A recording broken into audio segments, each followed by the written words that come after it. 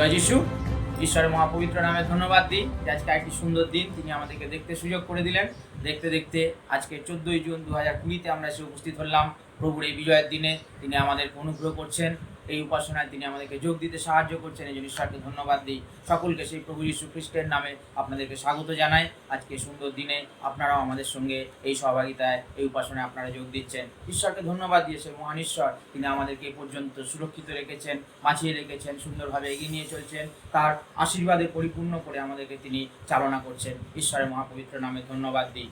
ঈশ্বর সত্যি তিনি আমাদেরকে বাঁচিয়ে রেখেছেন, আমাদেরকে সৃষ্টি করেছেন। আজকে এই দিন তিনি সৃষ্টি করেছেন। ঈশ্বরের বাক্যে 118 গীতে লেখা রয়েছে, অদ্য সদাপ্রভুর কৃত দিন, আমরা এই দিনে উল্লাস আনন্দ করিব। আহা সদাপ্রভু বিনয় করি পরিত্রাণ করো, আহা সদাপ্রভু বিনয় করি সৌভাগ্য দাও। সত্যি প্রভু তিনি আজকে দিন সৃষ্টি করেছেন, অদ্য সদাপ্রভুর কৃত দিন, আমরা এই দিনে উল্লাস আনন্দ করব। আসুন আমরা সেই মহান ঈশ্বরের উদ্দেশ্যে আমরা গান করি। আজকের এই দিন, আজকের এই দিন ঈশ্বর সৃষ্টি করেছেন।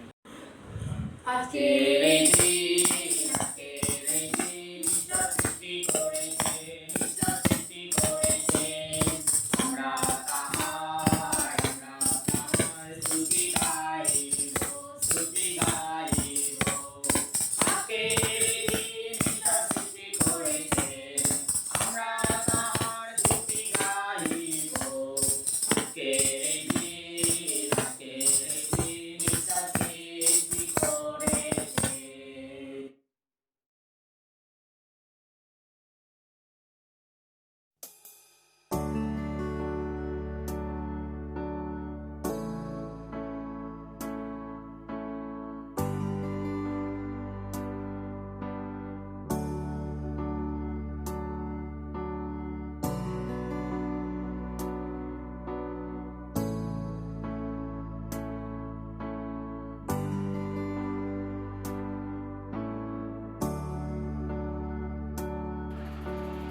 चाहे तुमको दिल से गाएंगे मिलके तेरे नाम यीशु नाम की जय।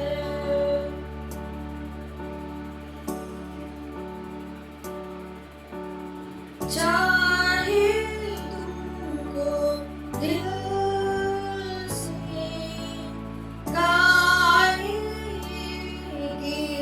मिलके तेरे नाम यीशु नाम की जय।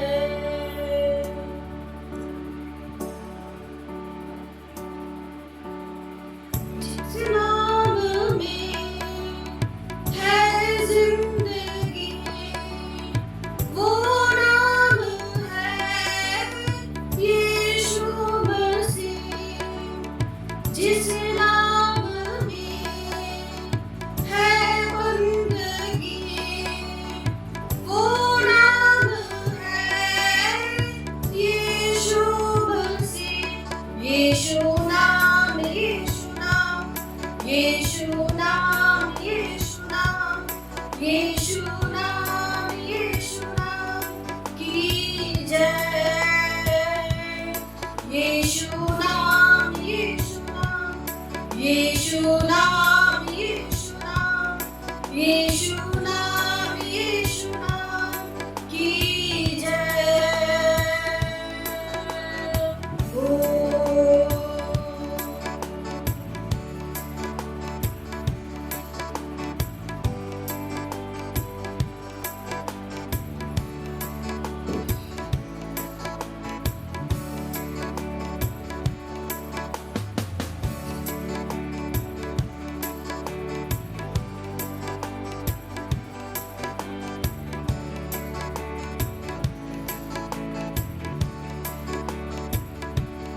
यीशु नाम में मिलती है क्षमा, यीशु नाम में मिलती है शिफा, यीशु नाम में मिलती है कृपा, यीशु नाम में कर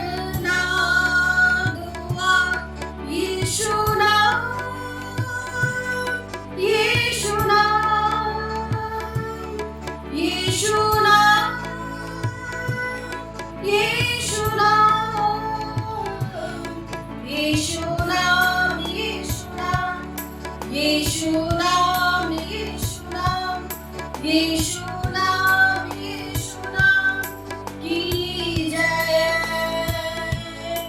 यीशु नाम यीशु नाम यीशु नाम यीशु नाम यीशु नाम यीशु नाम की जय ओ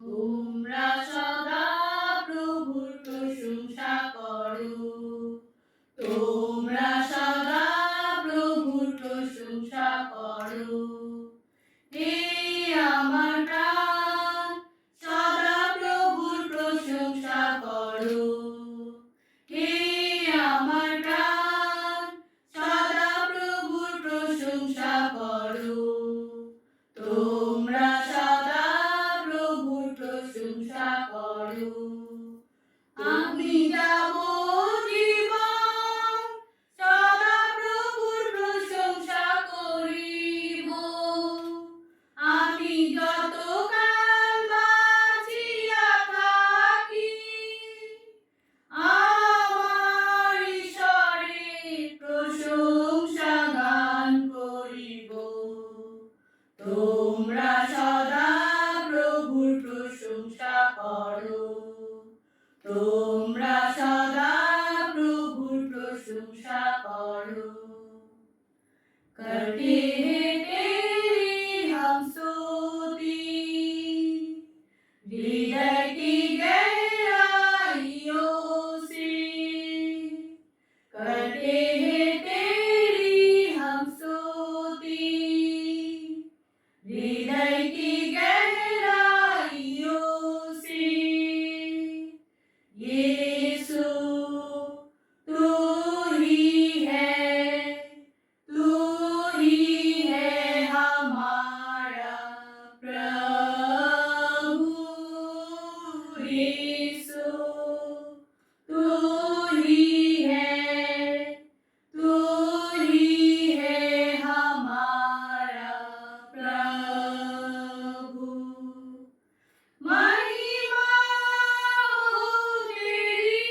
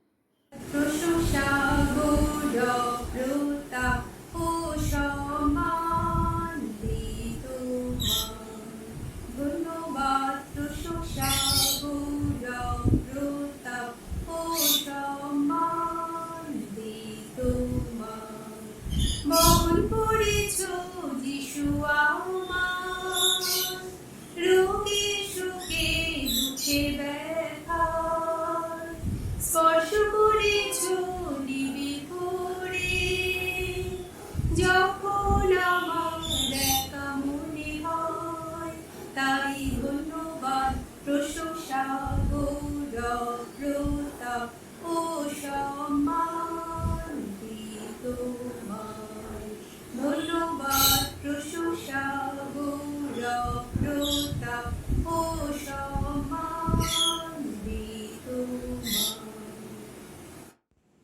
महिमा से तू जो भरा हुआ, ज्योति में सदा रहने वाला, मनुष्य में तूने जन्म लिया, फिर से इस जग में तू आएगा, आएगा यीशु आएगा, फिर से इस जग में तू आएगा। दानियल की तूने प्रार्थना सुनी, एज्रा की तूने सहायता की, बाबुल में तूने बेदारी भेजी, अपने लोगों को फिर से दे रिहाई, यीशु दे रिहाई, अपने लोगों को फिर से दे रिहाई। तू ही हमारा राजा है, तू ही मुक्ति दाता है, फिर से आने वाला है, प्यारे प्रभु यीशु तो जल्दी आ, यीशु जल्दी आ, प्यारे प्रभु यीशु तू जल्दी आ। আসুন আমরা প্রার্থনাতে যাই। মঙ্গলময় জীবিত ঈশ্বর প্রভু পিতা, তোমাকে ধন্যবাদ দিচ্ছি এই সুন্দর সকালের জন্য, এই সুন্দর বিশ্রাম দিনে প্রভু আমরা আবার সকলে মিলে তোমার চরণস্থলে আসার সুযোগ পেয়েছি। এই জন্য প্রভু বিশেষ করে তোমাকে ধন্যবাদ দিচ্ছি প্রভু। আজকের প্রভু এই মাসে দ্বিতীয় দিন প্রভু, বিভিন্ন সমস্যা বিভিন্ন কিছু আছে, কিন্তু তা সত্ত্বেও প্রভু তুমি আমাদেরকে তোমার চরণস্থলে আসার সুযোগ করে দিয়েছো। এই জন্য ধন্যবাদ দিচ্ছি প্রভু। এই জীবিতদের দেশে তুমি আমাদেরকে শ্বাস প্রশ্বাস সমস্ত কিছু দিয়ে তুমি আমাদেরকে বাঁচিয়ে রেখেছো। কখনো আমাদেরকে ছেড়ে দাওনি, কখনো হতাশ বা নিরাশ হতে দাওনি, সমস্ত কিছুর ভার নিয়েছো। এই জন্য প্রভু তোমাকে ধন্যবাদ প্রভু। এখন বিশেষ করে আমরা তোমার চরণস্থলে এসেছি প্রভু। আমরা তোমার গৃহে হয়তো আজকে উপস্থিত হওয়ার সুযোগ পাইনি, কিন্তু প্রভু প্রভু তোমার চরণস্থলে আসার সুযোগ পেয়েছি প্রভু। এই জন্য প্রভু তোমাকে ধন্যবাদ প্রভু। আমরা যে যেখানে আছি আর প্রভু এই অনলাইনের মাধ্যমে যে তোমার উপাসনা সকলে এক মন এক চিত্তে যে উপস্থিত হয়েছি প্রভু, তুমি সমস্ত কিছুর ভার নাও প্রভু। এখন আমরা প্রভু যতক্ষণ তোমার চরণস্থলে থাকবো প্রভু, তুমি তোমার সর্বদূত দ্বারা আমাদেরকে পরিচালিত করো। যা কিছু হবে সব কিছু যেন প্রভু আমার সব কিছুর মধ্যে দিয়ে যেন আমরা তোমার গৌরব করতে পারি, আর তোমার বাক্য বাইবেল পাঠ সমস্ত কিছুর মধ্যে দিয়ে প্রভু তুমি যা কিছু আমাদেরকে বলতে চাচ্ছ তা যেন আমরা নিজেদের অন্তরে নিয়ে যেন আমাদের নিজেদের জীবনে ব্যবহার করতে পারি প্রভু। আরেকটি বার সমস্ত কিছু তোমার চরণস্থলে রাখলাম, সবার বাকি অংশের ভার নিয়েও সমস্ত কিছু তুমি তোমাতে পরিচালিত করো। ছোট প্রার্থনা প্রভু যিশু তোমার নামে শ্রবণ এবং গ্রাহ্য হোক, আমেন। এখন আমরা যে যেখানে আছি সকলে বাইবেল পাঠ করি। গীতসংহিতা 46। ঈশ্বর আমাদের পক্ষে আশ্রয় ও বল, তিনি সংকটকালে অতি সুপ্রাপ্য সহায়। অতএব আমরা ভয় করিব না, যদ্যপি পৃথিবী পরিবর্তিত হয়, যদ্যপি পর্বতগণ টলিয়া সমুদ্রের গর্ভে পড়ে, তাহার জল গর্জন করুক, উচ্ছন্ন হোক, তাহার আস্ফলনে পর্বতগণ কম্পিত হোক। এক নদী আছে, তাহার প্রণালী সকল ঈশ্বরের নগরকে, পরাৎপরের আবাসের পবিত্র স্থানকে আনন্দিত করে। ঈশ্বর তাহার মধ্যবর্তী, তাহা বিচলিত হইবে না। প্রভাতে ঈশ্বর তাহার সাহায্য করিবেন। জাতিগণ গর্জন করিল, রাজ্য সকল বিচলিত হইল। তিনি আপন রব ছাড়িলেন, পৃথিবী গলিয়া গেল। বাহিনীগণের সদাপ্রভু আমাদের সহবর্তী, যাকবের ঈশ্বর আমাদের উচ্চদুর্গ। চলো সদাপ্রভুর কার্যকলাপ সন্দর্শন করো, যিনি পৃথিবীতে ধ্বংস সাধন করিলেন। তিনি পৃথিবীর প্রান্ত পর্যন্ত যুদ্ধ নিবৃত্ত করেন। তিনি ধনুভঙ্গন করেন, বর্ষা খণ্ড খণ্ড করেন। তিনি রথ সকল পুরাইয়া আগুনে পুরাইয়া দেন। তোমরা ক্ষান্ত হও, জানিও আমি ঈশ্বর, আমি জাতিগণের মধ্যে উন্নত হইব, আমি পৃথিবীতে উন্নত হইব। বাহিনীগণের সদাপ্রভু আমাদের সহবর্তী, যাকবের ঈশ্বর আমাদের উচ্চ দুর্গ। আমেন। টেস্টিমানি। আমার জীবনে অনেকগুলো টেস্টিমানি আছে। এতদিন অবধি আমার মনে হতো আমার মেয়ের জন্মটা এটাই সব থেকে বড় টেস্টিমানি, কিন্তু আজ এই করোনার যুগে আমি বেঁচে আছি, আমার পরিবার যে বেঁচে আছে, এটাই সব থেকে বড় টেস্টিমানি। ঈশ্বরকে ধন্যবাদ দিই যে চারিদিকে এত ইনফেকশন, এত লোক মারা যাচ্ছে, তার মধ্যে তিনি আমার পরিবারকে সুস্থ রেখেছেন, আমার মণ্ডলীর সমস্ত পরিবারকে, প্রিয় ভাই বোনেদেরকে এবং গুরুজনদেরকে রক্ষা করেছেন, তাই ঈশ্বরকে ধন্যবাদ দিই।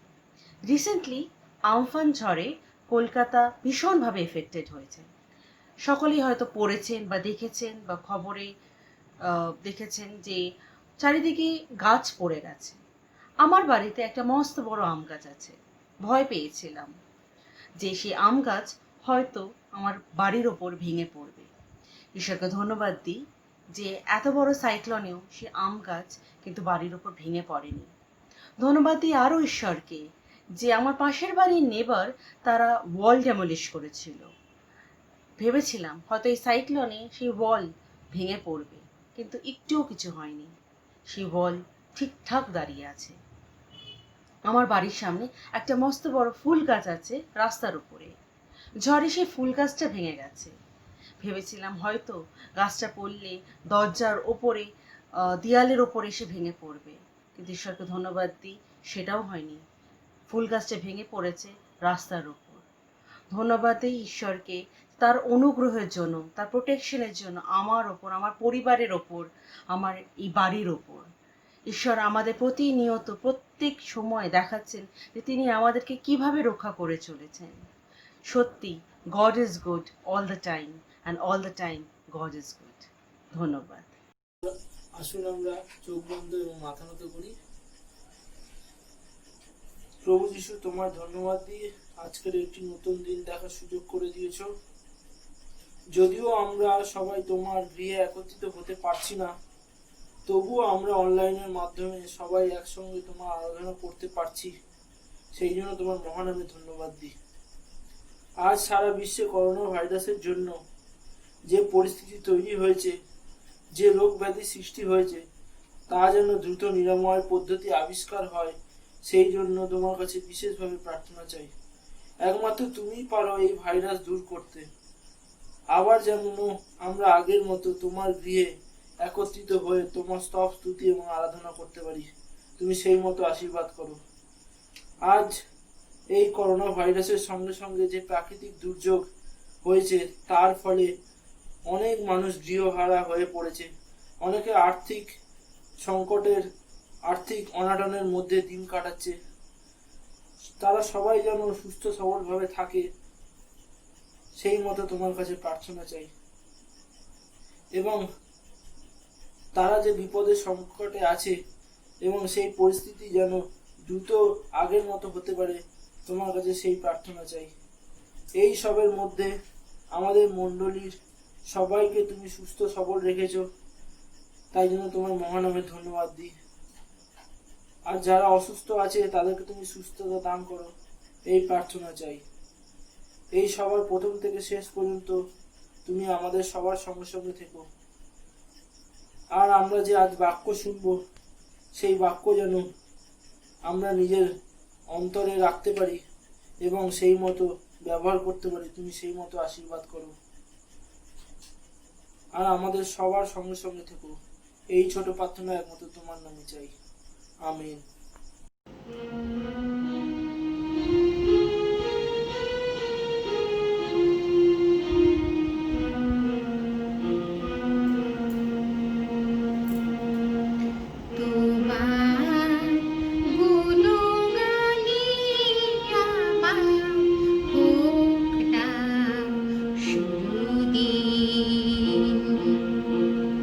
তোমার উদার আলো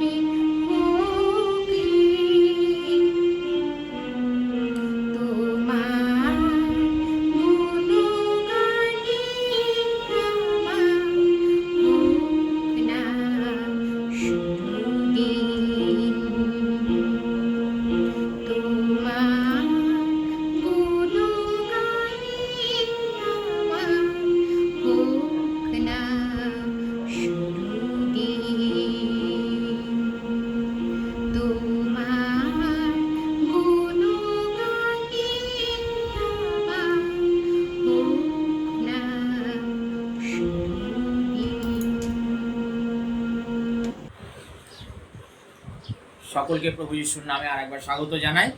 সত্যি মহান ঈশ্বর, তিনি প্রতিনিয়ত আমাদেরকে তিনি সুরক্ষা করছেন, তার অনুগ্রহ এবং তার আশীর্বাদে আমাদেরকে তিনি ভরিয়ে দিয়েছেন। দিন প্রতিদিন আমাদের ভার তিনি বহন করছেন, এই জন্য আমরা ঈশ্বরকে ধন্যবাদ দিই। সত্যি সেই ঈশ্বর, তিনি আমাদেরকে এ পর্যন্ত তিনি সুরক্ষা করে সুস্থ রেখে তিনি বাঁচিয়ে রেখেছেন। প্রভুর নামে গৌরব হোক। সত্যি প্রভু তিনি আমাদের জন্য চিন্তা করছেন, এই জন্য আমরা সত্যি ঈশ্বরের কাছে কৃতজ্ঞ যে প্রতিদিন প্রতিনিয়ত প্রভুর দয়া অনুগ্রহ আমরা পেয়ে চলেছি। বিশেষ করে আজকে সুন্দর দিনে যখন আমরা দেখতে দেখতে আজকে জুন মাসের 14 তারিখে এসে উপস্থিত হলাম, প্রভুকে আমরা ধন্যবাদ দিই যে সেই প্রভু তিনি আমাদেরকে সাহায্য করছেন, এ পর্যন্ত তিনি সাহায্য করছেন। দেখতে দেখতে আমরা প্রায় 13টি রবিবার আমরা ঘরে বসে রয়েছি। গত মার্চ মাসের সেই 22 তারিখ থেকে শুরু করে আজকের এই জুন মাসের 14 তারিখ 13টি রবিবার আমরা ঘরে বসে রয়েছি। কিন্তু প্রভুকে আমরা ধন্যবাদ দিই যে প্রভুর সহভাগিতা থেকে আমরা বঞ্চিত হইনি। প্রভু তিনি সুন্দর ব্যবস্থা করে দিয়েছে, অনলাইনের মাধ্যমে আমরা তার উপাসনা করতে পারছি। এই জন্য ঈশ্বরকে ধন্যবাদ দিই, আপনাদেরকে ধন্যবাদ দিই যে আপনারাও সুন্দরভাবে আমাদের এই উপাসনায় যোগ দিচ্ছেন, যারা সহভাগিতা করছেন, যারা পার্টিসিপেট করছেন, সকলকে ধন্যবাদ দিই। বিশেষ করে আজকে আরও একবার আমাদের ভাই টিনটিনকে আমি ধন্যবাদ জানাই। সত্যি সে সুন্দরভাবে কত পরিশ্রম করে সে এই আমাদের উপাসনাগুলোকে সুন্দর করে সকলের সামনে উপস্থাপন করছে, সেই জন্য তাকে ধন্যবাদ দিই, ঈশ্বরকে ধন্যবাদ দিই। ঈশ্বরের মহানামে ধন্যবাদ হোক। সত্যি প্রভু তিনি আমাদেরকে এই মণ্ডলী একটি পরিবার দিয়েছেন, আর পরিবারের বিভিন্ন সদস্যদের তিনি আমাদেরকে দিয়েছেন। গত সপ্তাহে আমরা কয়েকটি বিবাহবার্ষিকী পেয়েছি, কয়েকজনের জন্মদিন পেয়েছি। আমরা ঈশ্বরকে ধন্যবাদ দিই। গত 8 তারিখে আমাদের চন্দ্রিমা অধিকারী এবং তার হাজব্যান্ডের বিবাহবার্ষিকী ছিল। তারপরে আমাদের 9 তারিখে আমাদের সরিতা দি অমরদার তাদের বিবাহবার্ষিকী ছিল। 11 তারিখে আমাদের ছোট্ট অভিনন্দন সর্দারের জন্মদিন ছিল। আমাদের বিনীতা কাকিমা তার জন্মদিন ছিল। আজকে 14 তারিখে আমাদের ভাই সোমেন এবং কল্পনার বিবাহবার্ষিকী। ঈশ্বর তাদেরকে বিশেষ আশীর্বাদ করুন, প্রার্থনা করবেন সকলে তাদের জন্য, যেন প্রভু তাদেরকে অনেক আশীর্বাদ করেন এবং দীর্ঘ পরমায়ু দেন, এবং এই সুন্দর দিন তাদের জীবনে যেন বারবার করে আসে, এমন আশীর্বাদ যেন প্রভু তাদেরকে করেন। সেই জন্য তাদের জন্য প্রার্থনা করবেন, যেন তারা প্রভুর উদ্দেশ্যে আরও এগিয়ে যেতে পারে, সুন্দরভাবে এগিয়ে চলতে পারে এবং প্রভুর গৌরব করতে পারে। এই সেই প্রসঙ্গে আপনাদেরকে জানাই যে আমরা যেরকমভাবে বিগত দিনগুলিতে উপহার সংগ্রহ করে চলেছি, আগামী সময় যখন আমাদের গান হবে, উপহারের গান হবে, আর আমাদের ভাই অরিন্দম যখন সেই গান করবে, তখন আমরা উপহার সংগ্রহ করব, আর তারপরে আমরা সেই খামটি রেখে দেবো। যখন আমাদের পরিস্থিতি স্বাভাবিক হয়ে যাবে, আমরা নিশ্চয়ই মণ্ডলীতে এসে সেই উপহারের খাম আমরা জমা দিয়ে দেবো। ঈশ্বরকে আমরা ধন্যবাদ দিই যে আমরা সত্যি লকডাউন পর্যায়ে প্রায় শেষ করতে চলেছি। হয়তো আগামী দিনে অতি শীঘ্রই এই লকডাউন শেষ হয়ে যাবে এবং আমরা প্রভুর গিয়ে এসে একসঙ্গে মিলে, শারীরিকভাবে একসঙ্গে মিলে আমরা তার আরাধনা, তার উপাসনা করতে পারবো। প্রার্থনা করতে থাকবেন যেন প্রভু সাহায্য করেন অতি শীঘ্র, যেন এই রোগ দূরীভূত হয়ে যায় এবং পৃথিবী থেকে রোগ যেন একবারে নির্মূল হয়ে যায়, সকল মানুষ যেন আবার স্বাভাবিক অবস্থায় ফিরে আসতে পারে। সেই জন্য সকলে আপনারা একে অন্যের জন্য প্রার্থনা করতে থাকবেন। ধন্যবাদ।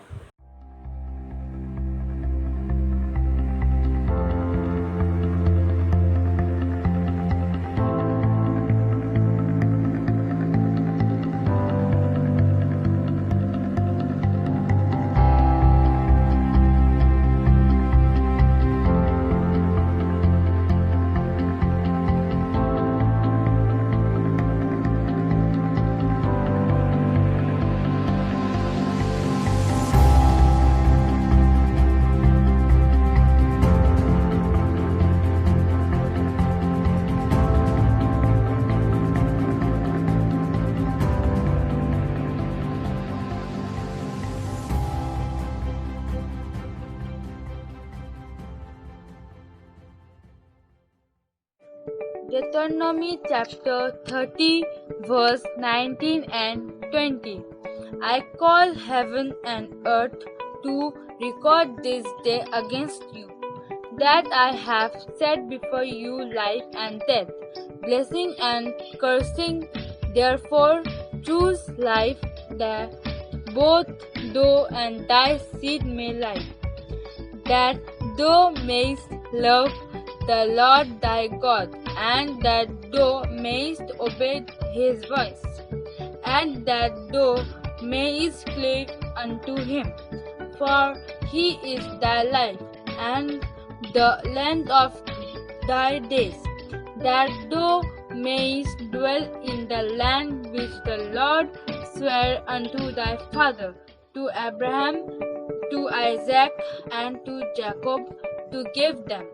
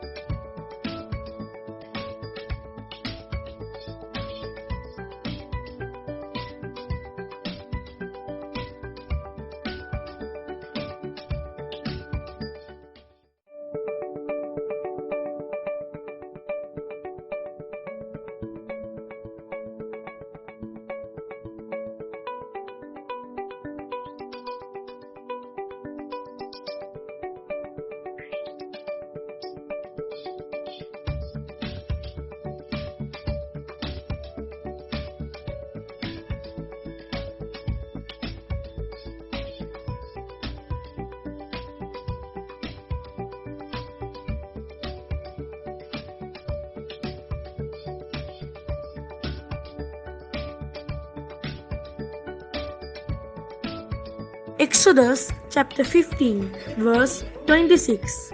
He said, "If you listen carefully to the Lord your God and do what is right in His eyes, if you pay attention to His commands and keep all His decrees, I will not bring on you any of the diseases I brought on the Egyptian, for I am the Lord who heals you." Amen. মতি 7 অধ্যায় 7 পদ থেকে 11 পদ পর্যন্ত।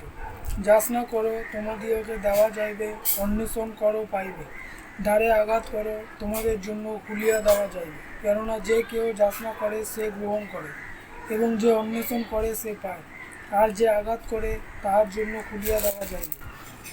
তোমাদের মধ্যে এমন লোককে যে আপন পুত্র রুটি চাইলে তাহাকে পাথর দিবে, কিংবা মাছ চাইলে তাহাকে সাপ দিবে। অতএব তোমরা মন্দ হইয়াও যদি তোমাদের সন্তানদিগকে উত্তম উত্তম দ্রব্য দান করিতে জানো, তবে ইহা কত অধিক নিশ্চয় যে তোমাদের স্বর্গস্থ পিতা যাহারা তাহার কাছে যাচনা করে তাহাদিগকে উত্তম উত্তম দ্রব্য দান করিবে। আমিন।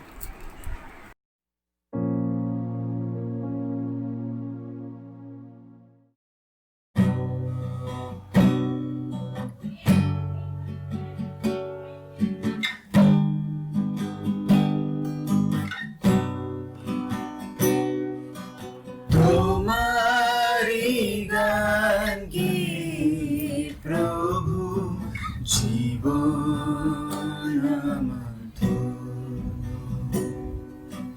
তোমারি গান গে প্রভু, জীবন আমার ধন্য। চাইবে আমি প্রশংসা, চাইবে আমি প্রশংসা, চাইবে কিছু অন্য। জীবন আমার ধন্য। তোমারি গান গে প্রভু, জীবন আমার ধন্য।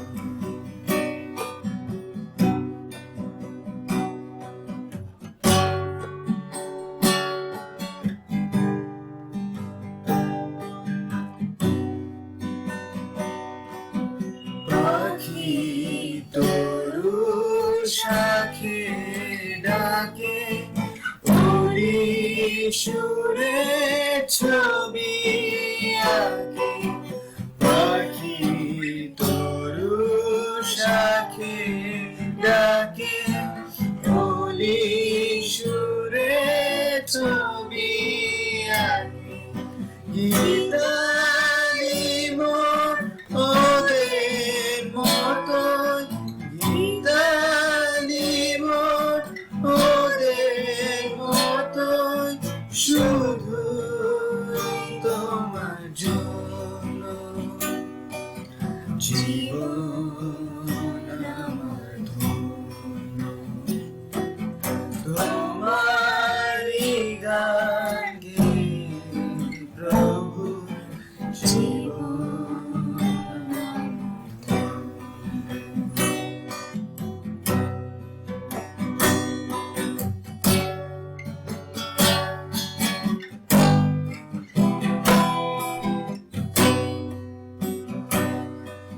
মনু বেনু বাজে মম, তোমার নামে নিত্য। তব কথা বিনা কিছু জানি না মোর চিত্ত। মনু বেনু বাজে মম, তোমার নামে নিত্য। তব কথা বিনা কিছু জানি না মোর চিত্ত। নদী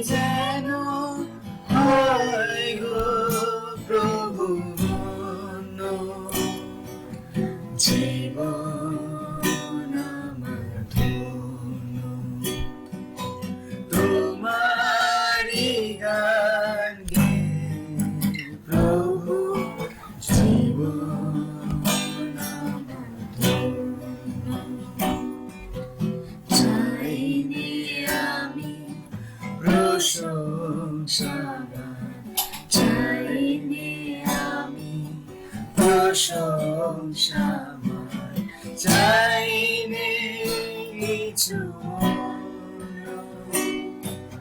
জীবন আমার ধন্য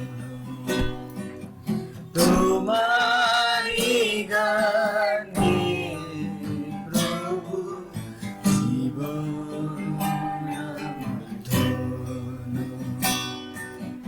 জীবন আমার ধন্য জীবন আমার ধন্য। বাহিনীগণের সদাপ্রভু, তোমার প্রশংসা করি, তোমার গৌরব করি, তোমার ধন্যবাদ করি। বিগত মার্চ মাস থেকে আজ জুন মাসের 14 তারিখ রবিবার, প্রভু পিতা তুমি বাঁচিয়ে রেখেছো। তোমার প্রশংসা করতে আমাদেরকে সাহায্য করেছিলে প্রভু। বিশেষ করে প্রার্থনা করি আমার হাতে যে উপহার আছে প্রভু, যে হাত থেকে এই উপহার দেওয়া হয়েছে প্রভু, তুমি আশীর্বাদ করো ঊর্ধ্ব হইতে, যাতে করে এই উপহার তোমারই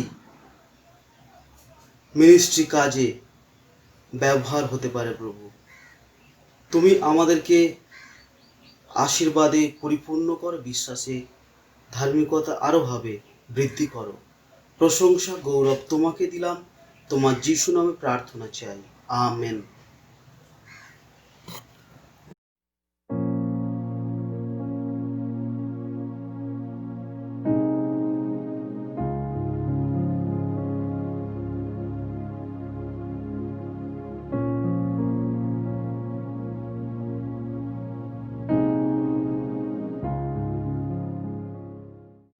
ঈশ্বরকে আর একটিবার ধন্যবাদ দিই যে আজকে প্রভু তিনি আমাদেরকে তার এই উপাসনায় যোগ দিতে সাহায্য করলেন। আমরা কিছুক্ষণ আগে ঈশ্বরের বাক্য থেকে পাঠ শুনেছি, মতি লিখিত সুসমাচার তার 7 অধ্যায় 7 থেকে 11 পদ পর্যন্ত আমরা পাঠ শুনেছি। আর যখন আমরা পাঠ শুনেছি সেখানে আমরা নিশ্চয়ই দেখতে পেয়েছি যে সেই পাঠের একেবারে হেডিংয়ে লেখা রয়েছে প্রার্থনার কথা। প্রভু তিনি চান যেন আমরা তার কাছে প্রার্থনা করি। আসুন আমরা সেই প্রভুর বাক্যে যাওয়ার আগে প্রভু আমাদেরকে যে প্রার্থনা করতে শিখিয়েছেন, আসুন আমরা সেই প্রার্থনা করি। হে আমাদের সর্বস্তপিত, তোমার নাম পবিত্র বলিয়া মান্য হোক, তোমার রাজ্য আসুক, তোমার ইচ্ছা স্বর্গে যেমন পৃথিবীতে তেমন সিদ্ধ হোক। আমাদের প্রয়োজনীয় খাদ্য আজ আমাদেরকে দাও, আর আমাদের অপরাধ সকল ক্ষমা করো, যেমন আমরাও আপন আপন অপরাধীকে ক্ষমা করিয়াছি। আর আমাদের পরীক্ষাতে আনিও না, কিন্তু বন্ধ হইতে রক্ষা করো, কারণ রাজ্য পরাক্রম মহিমা যুগে যুগে তোমারই হোক, আমেন। প্রভু তোমাকে ধন্যবাদ দিই, আজকে সুন্দর দিন তুমি যখন আমাদেরকে দেখতে দিয়েছো প্রভু। দেখতে দেখতে প্রভু আমরা আরেকটি মাসের প্রায় অর্ধেক এসে উপস্থিত হলাম। প্রভু তোমাকে ধন্যবাদ দিই যে তোমার দয়াতে প্রভু আমরা এখনো পর্যন্ত বেঁচে রয়েছি। তোমার দয়া জীবন হইতে উত্তম প্রভু, তাই প্রতিনিয়ত প্রভু আমরা তোমার জন্য কৃতজ্ঞ যে তুমি অনেকে ভালোবাসছো, তুমি আমাদের তত্ত্বাবধান করছো প্রভু। হ্যাঁ প্রভু, এই সময় আমরা তোমার বাক্যের সান্নিধ্যে এসেছি প্রভু।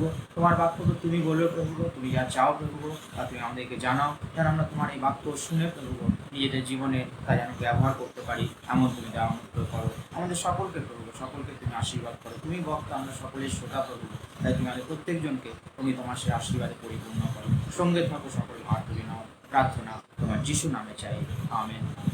সত্যি ঈশ্বরের ধন্যবাদ হোক যে সেই মহান প্রভু তিনি চান যেন আমরা সবসময় তার কাছে প্রার্থনা করি। কিন্তু আমাদের মনে একটা প্রশ্ন জাগতে পারে যে আমরা কেন তার কাছে প্রার্থনা করব? প্রার্থনা কি যে আমরা তাকে প্রার্থনায় তাকে ডাকতে হবে? কিন্তু প্রার্থনা আমরা জানি যে প্রার্থনা হলো ঈশ্বরের সঙ্গে কথা বলা, ঈশ্বরের সঙ্গে আলাপ করা। ঈশ্বর তিনি আমাদের চান যেন আমরা তাকে সবসময় ডাকি। আর সেই জন্য আমরা দেখতে পাচ্ছি মতি লিখিত সেই 7 অধ্যায় আমরা যেখানে পাঠ করেছি, বলছেন তিনি যে যাচনা করো তোমাদেরকে দেওয়া যাইবে, অন্বেষণ করো পাইবে, দ্বারে আঘাত করো তোমাদের জন্য খুলিয়া দেওয়া যাইবে, যাচনা করো তোমরা পাবে। ঈশ্বর চান যেন আমরা তার কাছে যাচনা করি, ঈশ্বর চান যেন আমরা অন্বেষণ করতে থাকি, ঈশ্বর চান যেন আমরা দ্বারে আঘাত করতে থাকি। আজকের এই দুর্দিনে যে আমরা দেখছি যে সারা বিশ্ব এক মহা আতঙ্কের মধ্যে এখনো পর্যন্ত ছড়িয়ে রয়েছে। যদিও লকডাউন উঠে যাচ্ছে, যদিও লোকজন রাস্তায় বেরিয়ে পড়ছে, যদিও রাস্তায় গাড়ি ঘোড়া চলছে, অফিস কাছারি সব খুলে যাচ্ছে, কিন্তু মানুষের মনের মধ্যে থেকে ভয় বা আতঙ্ক বা ভীতি এখনো কেটে যায়নি। মানুষ এখনো আতঙ্কের মধ্যে রয়েছে। কিন্তু এই সময়, এই কঠিন সময় ঈশ্বর চান যেন আমরা তার কাছে প্রার্থনা করি। তাই তো তিনি বলছেন যে তোমরা চাও, তোমরা যাচনা করো আমি তোমাদেরকে দেবো, তোমরা অন্বেষণ করো তোমরা পাবে, তোমরা দ্বারে আঘাত করো, তোমাদের জন্য দ্বার খুলে যাবে। প্রার্থনা হলো সেই গোপন রহস্যের চাবিকাঠি যা স্বর্গরাজ্যের আশীর্বাদ দরজা খুলে দেবে। সেই গোপন রহস্যের চাবিকাঠি যা স্বর্গরাজ্যের সে আশীর্বাদের দরজা ঈশ্বর তিনি খুলে দেবেন। প্রার্থনা হলো সেই শক্তি যা অন্ধকারের অধিপতি শয়তানকে বিনাশ করে দেবে। প্রার্থনা হলো সেই শক্তি যে শক্তির মাধ্যমে সমস্ত রোগ দূরীভূত হয়ে যাবে। প্রার্থনা হলো সেই শক্তি যা দিনের বেলায় মেঘস্তম্ভ এবং রাত্রিবেলায় আলোক স্তম্ভ রূপে আমাদেরকে পথ দেখাবে। প্রার্থনা হলো সেই শক্তি যা জগতের সমস্ত মন্দ শক্তিকে খর্ব করে দিতে পারে। প্রার্থনা হলো আমাদের জীবনের অক্সিজেন। প্রার্থনা হচ্ছে সেই যাকবের সিঁড়ির মতো, যাকব যেমনভাবে প্রার্থনা করেছিলেন আর সে আশীর্বাদ বয়ে নিয়ে এসেছিল। বিশ্বাসীর জীবনে, খ্রিস্টিয়ানের জীবনে প্রার্থনা হচ্ছে একমাত্র উদ্দেশ্য। প্রার্থনাবিহীন খ্রিস্টিয়ান সে কোনোদিন খ্রিস্টিয়ান হতে পারে না। আমরা জানি জিহুদীদের সময় যখন সে দানিয়েলের কথা আমরা জানি, দানিয়েল দিনে 3 বার প্রার্থনা করতেন। জেরুসালেমের দিকে জানলা খুলে তিনি প্রার্থনা করতেন। ঈশ্বর চান যেন আমরা তার কাছে প্রার্থনা করি, ঈশ্বর চান যেন আমরা তাকে ডাকতে থাকি। তাই তিনি বললেন, যাচনা করো তোমাদেরকে দেওয়া যাইবে, অন্বেষণ করো পাবে, দ্বারে আঘাত করো তোমাদের জন্য দ্বার খুলে যাবে। ঈশ্বর চান যেন আমরা তার কাছে প্রার্থনা করতে থাকি। কিন্তু তার কাছে কিভাবে প্রার্থনা করব? যখন আমরা বাইবেল পড়ি তখন আমরা দেখতে পাই যে বাইবেলে বিভিন্নভাবে বিভিন্ন জায়গায় তিনি প্রার্থনার কথা উল্লেখ করেছেন। তিনি চান যেন আমরা তার কাছে প্রার্থনা করতে থাকি। সেই প্রার্থনার মধ্যে যেন আমরা তাকে যেন ডাকতে পারি, তার সঙ্গে আমরা যেন কথা বলতে পারি, তার সঙ্গে যেন আমরা একটা সহভাগিতায় যেন আমরা মিলিত হতে পারি। আমরা সৃষ্টির কথা জানি, যখন আদম হওয়াকে ঈশ্বর সৃষ্টি করলেন, লেখা হয়েছে প্রতি দিবাবাসনে ঈশ্বর তাদের সঙ্গে কথা বলতেন, প্রত্যেক দিন তাদের সঙ্গে ঈশ্বর কথা বলতেন। ঈশ্বর চান যেন আমরা তার সঙ্গে সেই কথাবার্তার মধ্যে নিজেদের জীবনকে যেন সম্পূর্ণরূপে যেন এক করে দিই। সেই প্রার্থনার মধ্যেই আছে শক্তি। কিন্তু সেই প্রার্থনা আমরা কিভাবে করব? যখন আমরা বাইবেল পড়ি আর তখন আমরা দেখতে পাই যে সে বাইবেলে বিভিন্ন জায়গায় লেখা রয়েছে যে তোমরা কি করো না, পবিত্র আত্মার সাহায্যে প্রার্থনা করো। ঈশ্বর চান যেন আমরা পবিত্র আত্মার সাহায্যে প্রার্থনা করি। ঈশ্বর চান যেন আমরা বিশ্বাস সহকারে প্রার্থনা করি। ঈশ্বর চান যেন আমরা নিরুৎসাহ না হয়ে প্রার্থনা করি। ঈশ্বর চান যেন আমরা নাছোড়বান্দারূপ প্রার্থনা করি। ঈশ্বর তিনি চান না যেন আমরা প্রার্থনায় থেমে যাই। ঈশ্বর চান যেন প্রতিটি মুহূর্ত যেন আমরা তার সঙ্গে প্রার্থনায় যুদ্ধ করি। ঈশ্বর চান যেন আমরা নম্রভাবে তার কাছে প্রার্থনা করি, বিনীত অন্তঃকরণে যেন তার কাছে আমরা প্রার্থনা করি। ঈশ্বর চান যেন আমরা একাগ্রভাবে তার কাছে প্রার্থনা করি। ঈশ্বর তিনি চান যেন আমাদের অন্তঃকরণ যেন তার উদ্দেশ্যে লীন থাকে। ঈশ্বর চান যেন আমরা এবং তিনি যেন আমাদের মধ্যে একান্ত একটা সম্পর্ক থাকে সেই প্রার্থনার মধ্যে। ঈশ্বর তিনি চান যেন আমরা দৃঢ়রূপে তার কাছে প্রার্থনা করি। ঈশ্বর তিনি এইভাবেই আমাদেরকে পরিচালনা করতে চান। ঈশ্বর তিনি এইভাবেই চান যেন আমরা তার কাছে বারবার করে প্রার্থনা করি। ঈশ্বর তিনি চান যেন আমরা তার কাছে যেন তাকে আমরা ডাকতে পারি। তাই তিনি বললেন যে যাচনা করো তোমাদেরকে দেওয়া যাইবে, যাচনা করো তোমাদেরকে দেওয়া যাইবে, অন্বেষণ করো তোমরা পাবে, দ্বারে আঘাত করো তোমাদের জন্য দ্বার খুলে দেওয়া যাবে। ঈশ্বর তিনি চান না যেন আমরা প্রার্থনায় থেমে থাকি, কিন্তু ঈশ্বর তিনি চান যেন সবসময় আমরা প্রার্থনার মধ্যে যেন আমরা নিজেরা জেগে থাকি। প্রভু যীশু তিনি নিজে বলেছেন যে তোমরা প্রার্থনা করো, জাগিয়া থাকার প্রার্থনা করো। কেন প্রার্থনায় আমরা সবসময় জেগে থাকতে পারি। ঈশ্বর তিনি কখনো ঢুলে পড়েন না, তিনি কখনো নিদ্রা যান না। তিনি আমার প্রার্থনা শোনার জন্য তিনি অবিরত জেগে রয়েছেন। তিনি বলছেন যে আমি তোমাদের ডাকিবার পূর্বে তোমাদেরকে উত্তর দেবো, তোমরা কথা বলতে না বলতে আমি শুনবো। সেই ঈশ্বর তিনি আমাদের ডাকবার পূর্বেই তিনি সবকিছু জানেন, কিন্তু তবুও তিনি চান যেন আপনি তার কাছে প্রার্থনা করি। তিনি চান যেন আপনি তার কাছে আসি। তিনি চান যেন আপনি তার কাছে নত হই। তিনি চান যেন আপনি তার কাছে নিরুৎসাহ না হয়ে তার কাছে নাছোড়বান্দারূপ যেন প্রার্থনা করতে পারি। সেই রকম ভাবে তিনি আমাদেরকে প্রস্তুত করতে চান। আজকের এই সুন্দর সময় যখন এক কঠিন পরিস্থিতির মধ্য দিয়ে আমরা চলেছি, প্রভু চান যেন আমরা তার কাছে প্রার্থনায় নত হই, প্রার্থনা যেন তার কাছে আমরা করতে পারি, ঈশ্বরের সেই অনুগ্রহ যেন আমরা লাভ করতে পারি। প্রার্থনার মধ্য থেকে যেন সে আশীর্বাদের চাবিকাঠি সে যেন আমাদের মাঝে নেমে আসে, সেই আশীর্বাদের দরজা যেন আমাদের জীবনে খুলে দেয়, যেন সমস্ত কিছু যেন মন্দ জিনিস দূরীভূত হয়ে যায়, শয়তানের সমস্ত পরিকল্পনা যেন একবারে নষ্ট হয়ে যায়। সেই জন্য তিনি চান যেন আমরা তার কাছে প্রার্থনা করি। ঈশ্বর তিনি আমাদেরকে সবসময় পরিচালনা দান করছেন।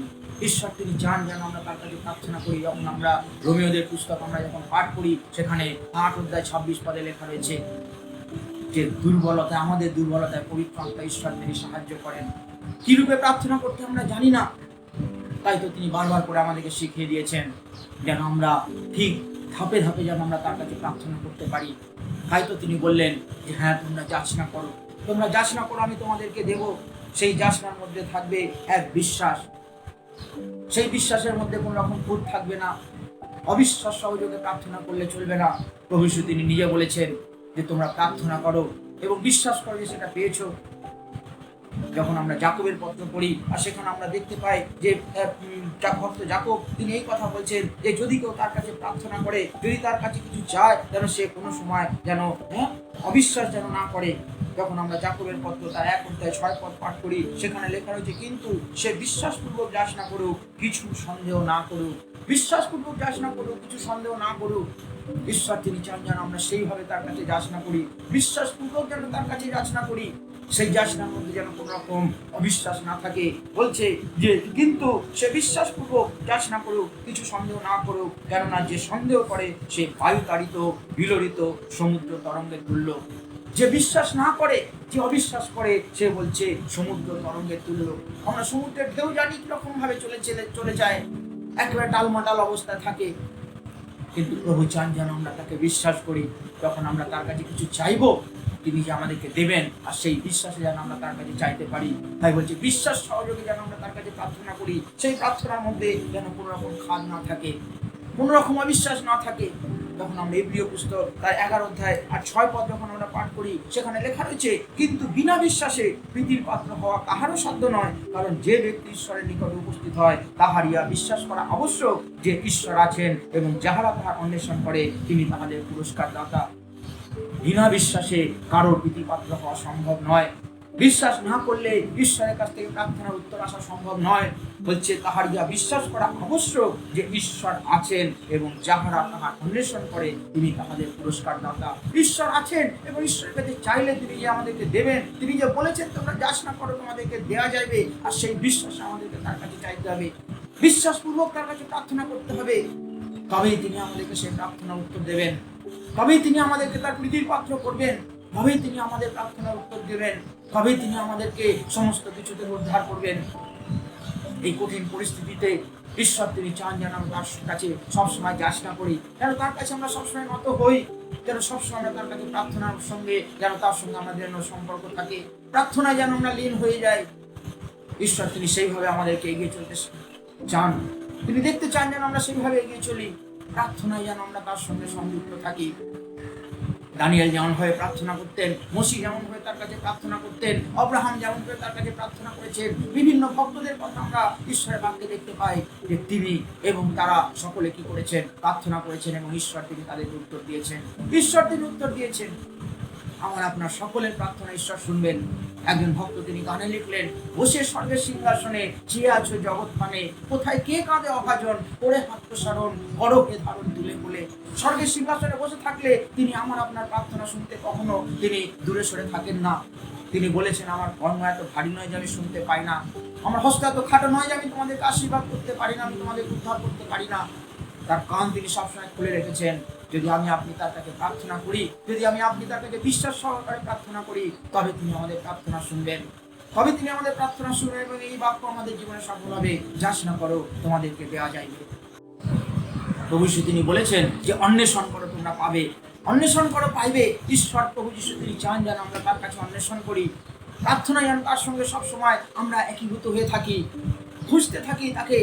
ঈশ্বর তিনি চান যেন আমরা নিরুৎসাহ না হয়ে যাই, ঈশ্বর তিনি চান যেন আমরা প্রার্থনা থেমে না যাই, যতক্ষণ না পাবো ততক্ষণ আমরা যেন না হাল ছেড়ে না দিই। একজন ভক্ত তিনি বলেছেন, হয় শরীর পাতন, মন্ত্রের সাধন নয় শরীর পাতন, হয় মন্ত্রের সাধন নয় শরীর পাতন। যতক্ষণ পর্যন্ত না পাবো, যতক্ষণ পর্যন্ত না আমাকে আশীর্বাদ করবে, আমি তোমাকে ছাড়বো না। আমরা যাকবের কথা জানি, সারা রাত ধরে তিনি ঈশ্বরের সঙ্গে যুদ্ধ করেছেন, সারা রাত ধরে তিনি ঈশ্বরের সঙ্গে যুদ্ধ করেছেন। যখন সকাল হয়ে ঈশ্বর বলছেন ছাড়ো আমাকে, আমাকে ছেড়ে দাও, যাকব বলছেন না প্রভু, আমাকে আশীর্বাদ না করলে আমি আপনাকে ছাড়বো না, আমাকে আশীর্বাদ না করলে আমি ছাড়বো না। যতক্ষণ পর্যন্ত না প্রার্থনা উত্তর পাবো আমরা ঈশ্বরকে ছাড়বো না, অন্বেষণ করতে থাকবো। তিনি বলেছেন অন্বেষণ করো তোমরা পাবে। ঈশ্বর যাকবের নাম পরিবর্তন করে দিয়েছিলেন, বলেছিলেন যে তুমি আজ থেকে আর তোমার নাম যাকব নয়, প্রবঞ্চক নও, তুমি আজ থেকে ইসরায়েল, তোমার নাম আমি দিলাম ইসরায়েল, কারণ তুমি ঈশ্বরের সঙ্গে যুদ্ধে জয়কারী, ঈশ্বরের সঙ্গে যুদ্ধে জয়কারী। আমাদের জীবনেও ঠিক এইরকম ভাবে ঈশ্বরের আশীর্বাদ নেমে আসবে যদি আমরা অন্বেষণ করতে থাকি, যদি প্রার্থনায় আমরা থেমে না যাই, যদি আমরা প্রার্থনা সবসময় তাকে ডাকতে থাকি। তিনি আমাদের প্রার্থনা উত্তর দেবেন, তিনি আমাদেরকে ছেড়ে দেবেন না, তিনি আমাদেরকে ছেড়ে দেবেন না। যখন আমরা লুক লিখিত সুসমাচার তার 18 অধ্যায় পাঠ করি, সেখানে প্রভু যীশু তিনি বলেছেন যে তোমাদের সবসময় প্রার্থনা করা উচিত, নিরুৎসাহ হওয়া উচিত নয়। সেখানে আমরা এক বিধবা স্ত্রীলোকের কথা আমরা দেখেছি, একজন উকিল মহাশয়ের কথা আমরা দেখেছি, বিচারকর্তার কথা দেখেছি। সেখানে সেই মহিলা বারবার করে সেই বিচারকর্তাকে জ্বালাতন করছিল। বিচারকর্তা কি বলছে কিন্তু পরে মনে মনে সেই বিচারকর্তা কিছুকাল পর্যন্ত সম্মত হইল না, কিন্তু পরে মনে মনে কহিল, যদিও আমি ঈশ্বরকে ভয় করি না, মনুষ্যকেও মানি না, তথাপি এই বিধবা আমাকে ক্লেশ দিতেছে, এই জন্য অন্যায় হইতে ইহাকে উদ্ধার করিব, পাছে এ সর্বদা আসিয়া আমাকে জ্বালাতন করিয়া তোলে। বিচারকর্তা বলছে, আমি তো ঈশ্বরকেও ভয় করি না, কোনো মানুষকে আমি মানি না, তবুও এই মহিলা, এই স্ত্রীলোক, এই বিধবা এসে আমাকে বারবার করে জ্বালাতন করছে, এই জন্য আমি একে কি করবো, এর জ্বালাতন থেকে এর যা অন্যায় এর প্রতিকার করে দেবো, এই যা চাইছে আমি একে দেবো। ঈশ্বর চান যেন আমরা ঠিক সেইভাবে তার কাছে আমরা প্রার্থনায় লেগে থাকতে থাকি, সবসময় তার কাছে প্রার্থনায় লেগে থাকি। তিনি যেভাবে আমাদেরকে চান আমরা যেন প্রার্থনা সেইভাবে এগিয়ে চলি। তিনি চান যেন আমরা নিরুৎসাহ না হয়ে যাই, তিনি চান যেন আমরা প্রার্থনায় থেমে না যাই, তিনি চান যেন আমরা তার কাছে সেই মতো অবিরত প্রার্থনা করতে থাকি। নাছোড় বান্দারূপ প্রার্থনা অন্বেষণ করো পাবে, যতক্ষণ পর্যন্ত না খুঁজে পাবো ততক্ষণ পর্যন্ত আমরা হাল ছেড়ে দেব না। আমরা আরেকটি উদাহরণের কথা জানি, সেই 10টা মুদ্রা যার ছিল এবং তার মধ্যে একটা মুদ্রা হারিয়ে গেছিল। খুঁজে সারা ঘর, বাইবেলে লেখা রয়েছে, ঘর ঝাঁটি দিয়ে সে খুঁজতে থেকেছে, যতক্ষণ পর্যন্ত না খুঁজে পেয়েছে ততক্ষণ সে থেমে যায়নি। ঈশ্বর চান যেন আমরা প্রার্থনায় থেমে না যাই। বাইবেলে আর একজন মহিলার কথা, কনানীয় স্ত্রীলোকের কথা লেখা রয়েছে। সে কনানীয় স্ত্রীলোক প্রভুর কাছে সে বলেছে যে আমার কন্যার রোগের প্রতিকার করুন। সেই মালিক বলছে, প্রভু বলছে যে না, সন্তানদের খাদ্য কুকুরদের কাছে ফেলে দেওয়া ঠিক নয়। কিন্তু আমরা জানি সেই ঘটনার কথা। কনানীয় স্ত্রীলোক তাকে বলেছিলেন, হ্যাঁ প্রভু, আপনি যা বলছেন আপনি ঠিক বলেছেন, সন্তানদের খাদ্য কুকুরদের কাছে ফেলে দেওয়া ঠিক নয়। কিন্তু এটাও সত্যি, সন্তানেরা যখন খাবার খায় তখন তাদের কিছু খাবার দাবার, কিছু গুঁড়ো গাড়া, কিছু এঁটো কাটা মাটিতে পড়ে যায়, আর সেগুলো কুকুরেরা খায়। আর এত বড় বিশ্বাস ছিল, এত বড় তার মধ্যে সেই অদম্য বিশ্বাসে সে এগিয়ে গেছিল, নিরুৎসাহ হয়ে যায়নি। তার মালিক সেই প্রভু তাকে কুকুরের পর্যায়ে ফেলে দিয়েছে, কিন্তু তবুও তিনি ধৈর্য ধরে তিনি বসেছিলেন যে না প্রভু, আমি আপনাকে ছেড়ে দেব না, আপনি আমাকে দূরে সরিয়ে দিলেও আমি আপনার কাছ থেকে আশীর্বাদ না নিয়ে যাব না। ঈশ্বর চান যেন আমরা সেইভাবে প্রার্থনা ঈশ্বরের সঙ্গে সংযোগ রক্ষা করি। যদিও বাইবেলে আমরা আব্রাহামের কথা জানি, তিনি প্রার্থনায় থেমে গিয়েছিলেন, প্রার্থনায় তিনি নিরুৎসাহ হয়ে গেছিলেন। ঈশ্বর তিনি সদম গমোরা ধ্বংস করে দিয়েছিলেন। যখন আমরা আদি পুস্তক পাঠ করি, সেখানে আব্রাহামের সেই বিবরণ আমরা জানি। ঈশ্বর আব্রাহামকে বলেছেন, তুমি তো আমার বন্ধু, আমি তোমার কাছ থেকে কি লুকাবো, আমি সদম গমোরা ধ্বংস করতে চলেছি। আব্রাহাম বলেছিলেন, হ্যাঁ প্রভু, সেখানে তো কত ধার্মিক লোক থাকে, তাহলে সে ধার্মিক লোকদের কেউ আপনি কি বিনষ্ট করে দেবেন? দুষ্ট লোকদের সঙ্গে আপনি ধার্মিকের বিনাশ করে দেবেন? ঈশ্বর বলেছিলেন, না, দুষ্ট লোকের সঙ্গে আমি ধার্মিকের বিনাশ করব না, আমি ধার্মিককে রক্ষা করতে চাই। কিন্তু সেখানে ধার্মিক লোক কজন আছে? আব্রাহাম বলেছিলেন, প্রভু, যদি সেখানে 50 জন ধার্মিক লোক থাকে তাহলে কি আপনি সেই সদম গমোরা ধ্বংস করে দেবেন? ঈশ্বর বলেছিলেন, না, যদি 50 জন ধার্মিক লোককে আমি দেখতে পাই তাহলে আমি সদম গমোরা বিনাশ করব না। আব্রাহাম চিন্তায় পড়ে গেলেন, কি জানি সেখানে 50 জন ধার্মিক লোক রয়েছে কিনা। প্রভু, আপনাকে বলি, যদি সেখানে 5 জন ধার্মিক লোক থাকে, 5 জন কম থাকে, 45 জন থাকে, তাহলে কি আপনি সদম গমোরা ধ্বংস করে দেবেন? ঈশ্বর বললেন, না, 45 জন ধার্মিক লোক থাকলেও আমি সদম গমোরা ধ্বংস করব না। প্রভুদের প্রিয়জন, ঈশ্বর তিনি আমাদেরকে রক্ষা করতে চান, তিনি আমাদের প্রার্থনা উত্তর দিতে চান, কিন্তু আমরা প্রার্থনায় সীমিত হয়ে যাই, আমরা প্রার্থনায় থেমে যাই। আব্রাহাম বললেন, প্রভু, কি জানি সেখানে 45 জন নাও থাকতে পারে, হয়তো 10 জন কম থাকবে, 40 জন থাকতে পারে, হয়তো 30 জন থাকতে পারে, হয়তো 20 জন থাকতে পারে। তিনি প্রার্থনা করে চলেছেন। ঈশ্বর বলছেন, ঠিক আছে, আমি তোমার প্রার্থনা শুনছি, যদি 20 জন সেখানে ধার্মিক লোক থাকে আমি সদম গমোরা বিনাশ করবই না। আব্রাহাম তো মহা চিন্তায় পড়ে গেলেন যে কি জানি সেখানে 20 জন ধার্মিক লোক আছে কিনা। ঠিক আছে, আমি প্রভুকে আরেকবার রিকোয়েস্ট করি, হ্যাঁ প্রভু আপনাকে আরেকবার বিনীত করি, আরেকবার অনুরোধ করি, যদি সেখানে 10 জন ধার্মিক লোক পাওয়া যায় তাহলে কি আপনি সে সদম গমরা ধ্বংস করে দেবেন? ঈশ্বর বললেন, না বন্ধু, না আব্রাহাম, আমি এই বিষয়ে তোমার কথা শুনলাম, এই বিষয়ে তোমার প্রার্থনা শুনলাম, যদি সেখানে 10 জন ধার্মিক লোক থাকে আমি প্রার্থনা থেমে যাব না, আমি সদম গমরা ধ্বংস করব না। ঈশ্বর তিনি চান যেন আমরা তাকে ডাকতে থাকি। আব্রাহাম থেমে গেছিলেন। আমরা জানি যে সদম গমরায় 10 জন ধার্মিক লোক ছিলেন না, সেখানে একজন মাত্র ধার্মিক লোক ছিলেন, তিনি হচ্ছেন লোক। আব্রাহাম প্রার্থনায় থেমে গেলেন, তিনি নিরুৎসাহ হয়ে গেলেন, তিনি ভয় পেয়ে গেলেন যে প্রভু কি ভাববে, ঈশ্বর কি ভাববেন, থেমে গেলেন। আর আমরা জানি কি ঘটনা ঘটেছিল। ঈশ্বর তিনি আগুন আর গন্ধক দিয়ে একবার সদম গমরাকে ধ্বংস করে দিয়েছিলেন। ঈশ্বর তিনি চান যেন আমরা সব সময় তার কাছে প্রার্থনা করি, যতক্ষণ না পাবো ততক্ষণ তাকে ছাড়বো না, নিরুৎসাহ হয়ে যাব না, নাছর মন্দার প্রার্থনা তার কাছে করতে হবে। তাই প্রভু তিনি বললেন যে অন্বেষণ করো পাবে। প্রভু তিনি বললেন যে তোমরা দ্বারে আঘাত করো, তোমাদের জন্য দ্বার খুলে দেওয়া যাবে। ঈশ্বর তিনি চান যেন আমরা তার দ্বারে আঘাত করতে থাকি, সব সময় তাকে আমরা ডাকতে থাকি, যেন আমরা সব সময় অবিরত তার কাছে প্রার্থনা করতে থাকি, তার কাছে দৃঢ়রূপে প্রার্থনা করতে থাকি। ঈশ্বর তিনি আমাদের সেই দৃঢ়তা প্রার্থনার উত্তর তিনি দেবেন। যদি আমরা তার কাছে দৃঢ়রূপে প্রার্থনা করি, ঈশ্বর তিনি আমাদের প্রার্থনা ফেলে দেবেন না। যখন আমরা যাকবের পত্র দেখি 5 অধ্যায়, আর সেখানে এলিওর কথা লেখা রয়েছে, 5 অধ্যায় 17 পদে এই কথা লেখা রয়েছে, এলিও আমাদের ন্যায় সুখ দুঃখভোগী মনুষ্য ছিলেন, আর তিনি দৃঢ়তার সহিত প্রার্থনা করিলেন যেন বৃষ্টি না হয়, এবং 3 বৎসর 6 মাস ভূমিতে বৃষ্টি হইল না। পরে তিনি আবার প্রার্থনা করিলেন এবং আকাশ জল প্রদান করিল এবং ভূমি নিজ ফল উৎপন্ন করিল। যে এলিও আমাদের মতো সুখ দুঃখভোগী মানুষ ছিলেন, আমাদেরই মতো সাধারণ মানুষ ছিলেন তিনি, কিন্তু তিনি দৃঢ়তার সঙ্গে প্রার্থনা করলেন যেন বৃষ্টি না হয়। দৃঢ়তার সঙ্গে প্রার্থনা করতে হবে।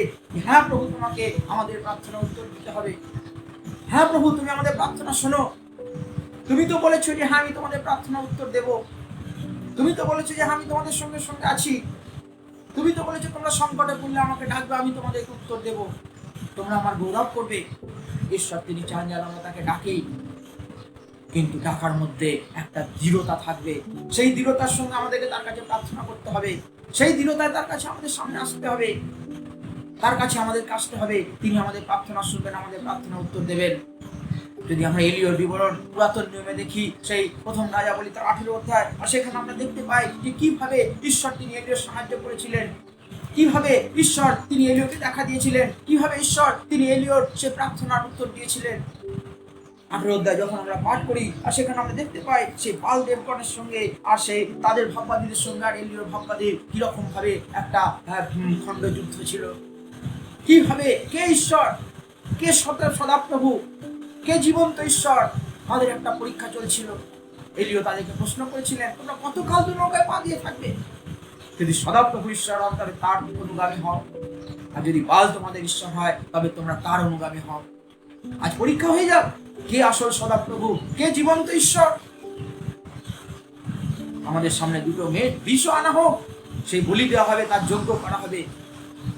যার ঈশ্বর আগুন দিয়ে সেই যজ্ঞ তিনি গ্রহণ করবেন, তার ঈশ্বর তিনি জীবন্ত ঈশ্বর, সেই ঈশ্বর তিনি আসল সদাপ্রভু। যখন আমরা প্রথম রাজাবলী তার 18 অধ্যায় আর সেখানে 24 পদে যদি আমরা দেখি, 23 পদ থেকে যদি দেখি, সেখানে লেখা রয়েছে, আমাদিগকে 2টি বৃষ দত্ত হোক, উহারা আপনাদের জন্য একটি বৃষ মনোনীত করুক ও খণ্ড খণ্ড করিয়া কাষ্ঠের উপরে রাখুক, কিন্তু তাহাতে আগুন না দিও।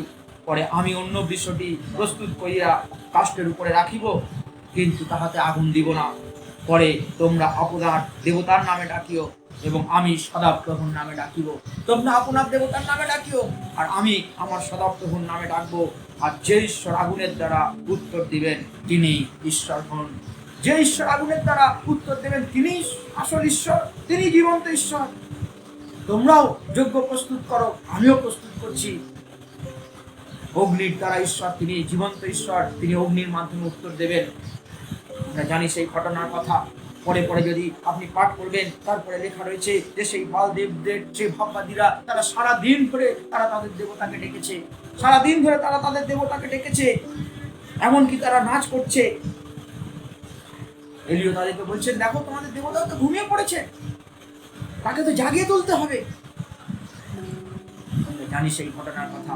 সন্ধে হয়ে গেছে, তখনও পর্যন্ত কেউ এসে তাদের সেই যজ্ঞকে আগুন দিয়ে গ্রহণ করেনি। কিন্তু পরবর্তীকালে যখন আমরা 30 পদ থেকে আমরা পাঠ করি যে প্রথম রাজাবলী তার 8 অধ্যায় 30 পদে বলে, পরে এলিও সমস্ত লোককে কহিলেন, আমার নিকটে আসো, আমার নিকটে তোমরা এসো। তাহাতে সমস্ত লোক তাহার নিকটে আসিল, আর তিনি সদাপ্রভুর ভগ্ন যজ্ঞবেদী সরাইলেন। তিনি কি করলেন? না, সে ভগ্ন যজ্ঞবেদী তিনি সরালেন। বলছে, কারণ তোমার নাম ইসরায়েল হইবে, ইহা বলিয়া সদাপ্রভুর যে বাক্য যাকবের কাছে উপস্থিত হইয়াছিল, তাহার সন্তানদের বংশানুসারে এলিও 12খানা প্রস্তর গ্রহণ করিলেন। ঈশ্বর যাকবের নাম পরিবর্তন করে ইসরায়েল রেখেছিলেন। সেই ইসরায়েল এর ঈশ্বরের নামে তিনি প্রতিজ্ঞা করে তিনি সবাইকে ডাকলেন। সেই ইসরায়েল 12 বংশের নামে তিনি পাথর নিলেন। তারপরে 32 পদ থেকে তারপরে আরো ঘটনা লেখা রয়েছে। আর তিনি সেই প্রস্তরগুলি দিয়া সদাপ্রভুর নামে এক যজ্ঞবেদী নির্মাণ করিলেন এবং বেদির চারিদিকে 2 কাটা বীজ ধরিতে পারে এমন এক প্রণালী করিলেন। নানা রকম প্রস্তুতি তিনি নিলেন সেই যজ্ঞকে যাতে ঈশ্বর গ্রহণ করেন। ঈশ্বর সদাপ্রভু, তিনি যে জীবন্ত ঈশ্বর, তিনি যে এলিয়র সেই যজ্ঞ গ্রহণ করবেন, এই দৃঢ় প্রতিজ্ঞ তিনি সমস্ত কিছু করলেন। লেখা রয়েছে যে সেখানে তারপরে তিনি জল ঢেলে দিলেন তিনি। আর তারপরে কি হলো বলে, পরে 36 পদ থেকে লেখা রয়েছে, পরে বৈকালের বলিদান সময় এলিও ভাববাদী নিকটে আসিয়া কহিলেন, হে সদাপ্রভু, আব্রাহামের, ইসহাক ও ইসরায়েলের ঈশ্বর, হে সদাপ্রভু, আব্রাহাম, ইসহাক ও যাকবের ঈশ্বর, অদ্য জানাইয়া দাও যে ইসরায়েলের মধ্যে তুমি ঈশ্বর। আজ তুমি জানিয়ে দাও যে তুমি একমাত্র ঈশ্বর, তুমি জীবন্ত ঈশ্বর। তিনি দৃঢ়তার সঙ্গে এই প্রার্থনা ঈশ্বরের সঙ্গে করলেন, ঈশ্বরের কাছে করলেন। তুমি জানিয়ে দাও আজকে তুমি হচ্ছে জীবন্ত, তুমি হচ্ছে জাগ্রত, তুমি হচ্ছে সর্বশক্তিমান, এবং আমি তোমার দাস, আমরা সদাপ্রভু ঈশ্বরের দাস, আমরা যিশুর দাস। আমাদেরকে প্রার্থনা করতে হয়, প্রভু তুমি জানিয়ে দাও প্রভু যে তুমি একমাত্র আরোগ্যকারী, তুমি জানিয়ে দাও প্রভু তুমি একমাত্র ঈশ্বর, তুমি সর্বশক্তিমান। এই বলে আমাদের তার কাছে প্রার্থনা করতে হবে, যেন পৃথিবী থেকে এই রোগ দূরীভূত হয়ে যায়, যেন পৃথিবীর সকল মানুষ যেন স্বস্তি পায়, যেন স্বাভাবিক অবস্থায় ফিরে আসতে পারে। এই দৃঢ়তা নিয়ে আমাদেরকে প্রার্থনা করতে হবে। বলছে, হে সদাপ্রভু, আমি তোমার বাক্যানুসারে এই সমস্ত কাজ করলাম, তুমি আমাকে উত্তর দাও যেন এই লোকেরা জানিতে পারে, হে সদাপ্রভু তুমি ঈশ্বর, তুমি ইহাদের হৃদয় ফিরাইয়া আনিয়াছো, তুমি সকলকে জানিয়ে দাও।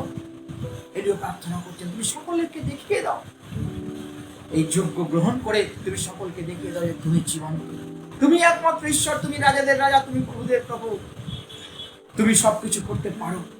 তুমি তো বলেছো আমি মনুষ্য নই যে আমি মিথ্যা বলবো, তুমি তো ঈশ্বর, তুমি সবকিছু করতে পারো। এলিও সেই দৃঢ়তার সঙ্গে ঈশ্বরের কাছে প্রার্থনা করেছে। আর আমরা জানি সেই ঘটনার কথা।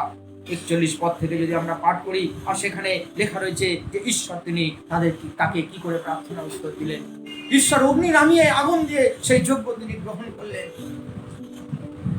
প্রার্থনার উত্তর আসলো, সকলে সেই মহান ঈশ্বরের প্রশংসা করলেন। দৃঢ়তার সঙ্গে প্রার্থনার মধ্য দিয়ে ঈশ্বরের কাছ থেকে প্রার্থনার উত্তর আসে। পরে 41 পদে লেখা রয়েছে, পরে এলিও আহাবকে কহিল, আপনি উঠিয়া গিয়া ভোজন পান করুন, কেননা ভারী বৃষ্টির শব্দ হইতেছে। আমি প্রার্থনা করেছি ঈশ্বরের কাছে। যখন আমরা যাকবের পত্র পড়েছিলাম, আর সেখানে আমরা এই কথা দেখেছিলাম যে এলিও তিনি সুখ দুঃখভোগী মানুষ ছিলেন, প্রার্থনা করেছিলেন যেন বৃষ্টি না হয়। বলছে আবার 18 পদে এই কথা লেখা রয়েছে, পরে তিনি আবার প্রার্থনা করিলেন, দৃঢ়তার সঙ্গে প্রার্থনা করলেন, আর আকাশ জল প্রদান করিল এবং ভূমি নিজ ফলন করিল। প্রভু চান যেন আমরা দৃঢ় রূপে তার কাছে প্রার্থনা করি, তার সঙ্গে দৃঢ়তার সঙ্গে তার সঙ্গে কথা বলি। ঈশ্বর তিনি আমাদেরকে দেখতে পাচ্ছেন যে আমরা কে কিভাবে তাকে ডাকছি।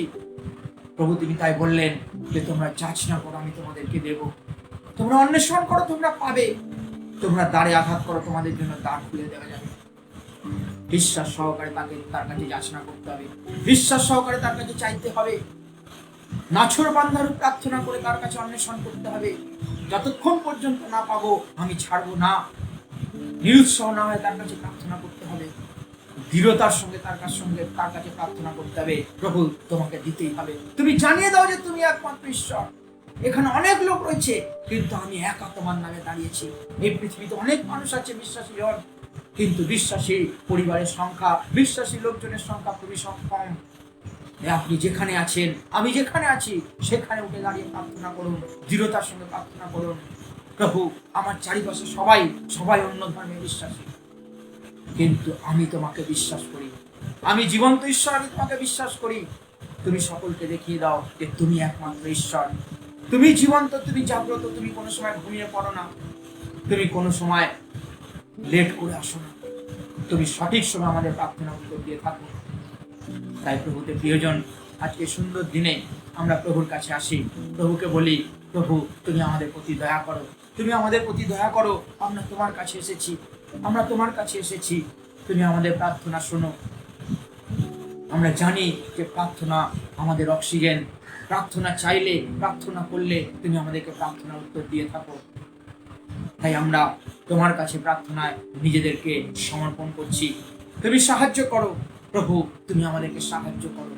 আসলে আমরা সেই নম্রভাবে একাগ্র চিত্তে তার কাছে প্রার্থনা করি, বিশ্বাসে দৃঢ় হয়ে তার কাছে প্রার্থনা করি, পবিত্র আত্মার সাহায্যে তার কাছে প্রার্থনা করি। দেখবেন ঈশ্বর আমার আপনার সকলকার প্রার্থনার উত্তর তিনি দেবেন, আমার আপনার সবার প্রার্থনা তিনি শুনবেন, এবং আমার আপনার সকলের প্রার্থনার উত্তর দিয়ে তিনি আমাদেরকে বিশ্বাসে আর এগিয়ে চলতে সাহায্য করবেন। ঈশ্বর তিনি সেইভাবে আমাদেরকে দেখতে চান। তাই প্রভুতে প্রিয়জন, আজকের এই সময় আমরা প্রভুর কাছে এইভাবে প্রার্থনা নিজেদেরকে সমর্পণ করি, দেখবেন প্রার্থনার উত্তর আসবেই আসবে, প্রার্থনার উত্তর আসবেই আসবে। আমরা যদি তার কাছে প্রার্থনা করি, তিনি আমাদের প্রার্থনা নিশ্চয়ই শুনবেন, নিশ্চয়ই তিনি আমাদের প্রার্থনা শুনবেন, নিশ্চয়ই তিনি আমাদের চোখের জল তিনি দেখবেন, এবং আমাদের সকল কাছে প্রার্থনার উত্তর তিনি দেবেন। আমরা প্রার্থনার উত্তর পেয়ে ঈশ্বরের গৌরব করতে পারবো। ঈশ্বর আমাদেরকে সাহায্য করুন, যেন এই দুর্দিনে, এই কঠিন সময়ে আমরা তার কাছে প্রার্থনায় নত হই, যেন আমরা তার কাছে প্রার্থনায় নত হই। তাই তো প্রভু তিনি বললেন, যাচনা করো তোমাদেরকে দেওয়া যাইবে, অন্বেষণ করো পাবে, দ্বারে আঘাত করো তোমাদের জন্য দ্বার খুলে দেওয়া যাবে। ঈশ্বর তিনি আমাদের জন্য দ্বার খুলে দিতে চান, ঈশ্বর তিনি আমাদেরকে প্রার্থনার উত্তর দিতে চান। আসুন আমরা তার কাছে প্রার্থনায় নত হই এবং তাকে ডাকি, প্রভু তুমি আমাদের প্রার্থনার উত্তর দাও। দেখবেন প্রার্থনা নিশ্চয়ই প্রভু তিনি শুনবেন, আমাদের উত্তর দেবেন। ঈশ্বর আমাদের সকলকে তার বাক্যের মাধ্যমে আশীর্বাদ করুন। পবিত্র পবিত্র পবিত্র মঙ্গলময় স্বর্গস্থ পিতা, তোমাকে ধন্যবাদ জানাই যে আরেকটি সুন্দর সকাল, সুন্দর দিন আমাদের উপহার দিয়েছ। আজকে বিজয়ের দিন, আমরা তোমার আরাধনা করবার সুযোগ পেয়েছি। যদিও প্রভু আমরা মণ্ডলীতে সমবেত হতে পারিনি, প্রায় 3টি মাস হতে হলো, আমরা সকলে যে যার নিজের ঘরে অনলাইনের মাধ্যমে আমরা তোমার আরাধনা, তোমার প্রশংসা, তোমার গৌরব করবার সুযোগ পেয়েছি। শয়তান প্রভু হয়তো অনেকভাবে চেষ্টা করেছিল যে আমাদেরকে এই সহভাগিতা থেকে দূরে সরিয়ে দেওয়ার জন্য, কিন্তু আশ্চর্য পরিকল্পনা তুমি আমাদের জন্য ব্যবস্থা করে দিলে। আমরা অনলাইনের মাধ্যমে প্রতিটি গৃহে আমরা তোমার আরাধনা করবার সুযোগ পাচ্ছি। গত রবিবারে আমাদের ছোট ছোট ছেলেমেয়েরা তাদের ছোট মুখ দিয়ে তোমার প্রশংসা, তোমার গৌরব করেছে। আজও প্রভু আমাদের মণ্ডলী যুবকযুবতীরা তারা তোমার আরাধনা করছে, তারা তোমার আরাধনা করে তোমাকে গৌরব প্রদান করেছে। আর তুমি আমাদের কাছ থেকে শুধু এইটুকুই চাও প্রভু গো, আমাদের যেন তোমার কাছে আমরা ভগ্নচূর্ণ অন্তঃকরণ আসে, আমরা তোমার ধন্যবাদ, তোমার প্রশংসা করি, তোমার গৌরব করি, আর সেই সুযোগ তুমি আমাদের করে দিচ্ছ। আমরা জানি না প্রভু গো, কবে তুমি আমাদের মণ্ডলী দরজা খুলে দেবে, কবে আমরা গিয়ে আবার তোমার আরাধনা করতে পারবো। এ সমস্ত তোমার পরিকল্পনা প্রভু গো। আজ পৃথিবীতে যে ভয়ঙ্কর অবস্থা, প্রতিটি দেশে হাজার হাজার মানুষ প্রতিদিন এই রোগে আক্রান্ত হচ্ছে, হাজার হাজার মানুষ এই রোগে মারা পড়ছে। তারা কতভাবে চেষ্টা করছে এই রোগকে প্রতিরোধ করবার জন্য, তারা গবেষণা করছে, কিন্তু তারা কোনো কিছু করতে পারছে না। যে আঘাত তোমার কাছ থেকে আসে, সে আঘাতকে রোধ করবার মতন মানুষের কোনো বুদ্ধি, মানুষের কোনো ক্ষমতা হয় না। একমাত্র তুমি এই রোগকে প্রতিরোধ করতে পারো। আর এর মধ্যে দিয়ে তুমি আমাদেরকে নিয়ে যাচ্ছ যেন আমরা তোমার উপরে আরও সম্পূর্ণ নির্ভর করি, তোমার বিশ্বাস করি যে তুমি অনাদি অনন্ত ঈশ্বর, তুমি সর্বশক্তিমান ঈশ্বর। আর আমরা যেন তোমার কাছে নিজের জীবনকে সমর্পণ করি এবং আমরা প্রত্যেকে তোমার কাছে এই বলি, প্রভু গো, আকাশে নিচে মানুষের মধ্যে আর কোনো নাম নেই যে নামে মানুষ পরিত্রাণ পেতে পারে, একমাত্র তোমারই কাছে আছে পরিত্রাণ।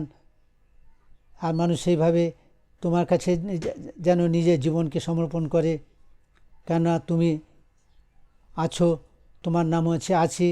তুমি আদিতে পিতারূপে ছিলে, তারপরে পুত্ররূপে তুমি আমাদের জন্য এই জগতে এসে আমাদের পাপের প্রায়শ্চিত্ত করলে, তারপরে পবিত্র আত্মাকে তুমি আমাদের মধ্যে দিলে। আর আমরা সেই তৃতীয় ঈশ্বরের আরাধনা করি। তাই তোমাকে আমরা ধন্যবাদ দিই যে আমরা কোনো রকম ভীত হব না যখন তুমি আমাদেরকে বেষ্টন করে আছো, কেননা তুমি বলেছো তোমরা ভয় করো না, আমি প্রতিদিন তোমাদের সঙ্গে সঙ্গে আছি। সেই বিশ্বাস তুমি আমাদেরকে দিয়েছো, তোমাকে ধন্যবাদ জানাই। সেই সঙ্গে আমরা প্রার্থনা করি আমাদের মণ্ডলী প্রত্যেক পরিবারের জন্য, প্রত্যেক পরিবারকে তুমি আশীর্বাদ করো, প্রত্যেক পরিবারকে তুমি সুস্থ রেখেছো, ভালো রেখেছো। এই 3 মাস কঠিন অবস্থার মধ্যে দিয়ে গেলেও তুমি তাদের সঙ্গে সঙ্গে ছিলে, তুমি তাদেরকে আশীর্বাদ করেছো, রক্ষা করেছো, কারণ তারা তোমার উপর নির্ভর করেছে, তোমার উপর বিশ্বাস করেছে। সেই জন্য তোমার কাছে আমরা প্রার্থনা করি, প্রত্যেকে গড়জোড়ে তোমার কাছে এই নিবেদন করি, তুমি তোমার এই দুঃখ, তুমি যে সংকট, তুমি আমাদের মধ্যে সমস্ত দূর করে দাও, যেন আমরা আবার সকলে মিলিত হয়ে তোমার গৌরব মহিমা প্রশংসা করতে পারি। তুমি সেইভাবে তুমি আমাদের প্রত্যেককে আশীর্বাদ করো। আমাদের প্রার্থনা তুমি শুনলে এই জন্য তোমাকে ধন্যবাদ জানাই। প্রিয় যিশু, তোমারই পবিত্র চরণতলে প্রার্থনা রাখলাম। পিতা ঈশ্বর, তুমি দয়া করে শ্রবণ ও গ্রাহ্য করো। আমেন।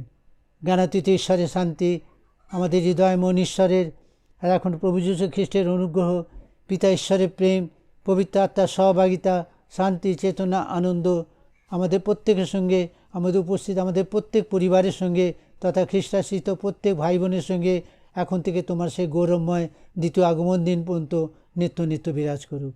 আমেন।